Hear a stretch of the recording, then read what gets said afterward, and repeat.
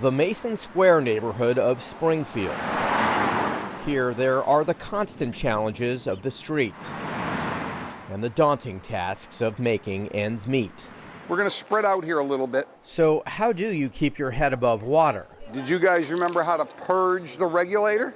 At Rebecca Johnson Elementary, they answer that question every week. Remember, you push on the middle of it? With 4 words that you've never heard.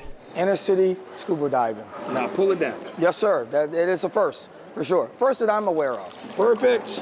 There were so many that did not know how to swim. Smiling, you good? And some of these kids that never actually jumped into a swimming pool before, ever. In perhaps the most unlikely place. Dive team assemble. Chris Sutton is an expert scuba instructor. He's also the principal here. This came about, I was on a shark dive in the Bahamas with Infield Scuba.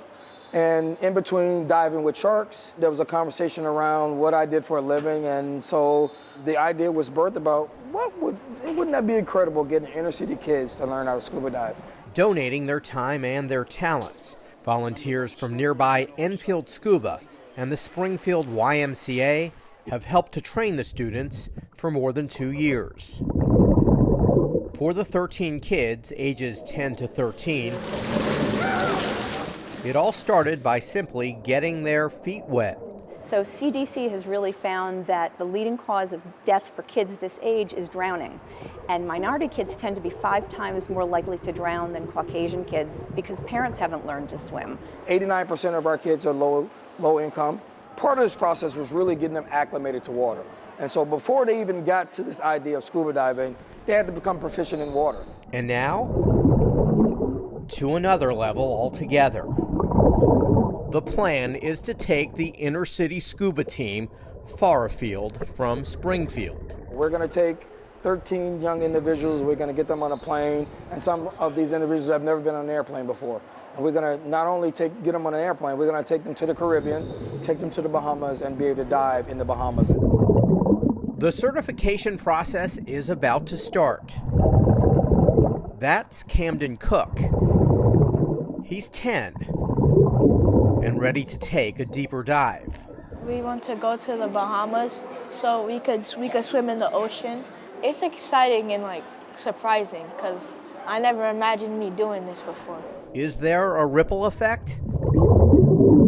Absolutely. Because sometimes if you just add water, Perfect. that can work wonders. I want to learn from this experience and maybe a major in marine biology in college. This journey is just beginning. Absolutely. This is, as we say phases, this is phase 1 of this process for sure, but many more to come. It just starts to open doors. Honestly, it just goes beyond scuba diving. Phenomenal. Absolutely phenomenal. They are such an inspiration. And this program, absolutely life-changing. I have three dreams. Can I share them? Play in the NBA, be a barber, and do this. It's life-changing and it's life-saving both in the same breath. This is the first of its kind. What's so incredible about this? That seeing these kids get into the water, be comfortable in it, and again, navigate and on their way to becoming scuba divers. In Springfield, Jim Altman, Fox 61, Connecticut's news station.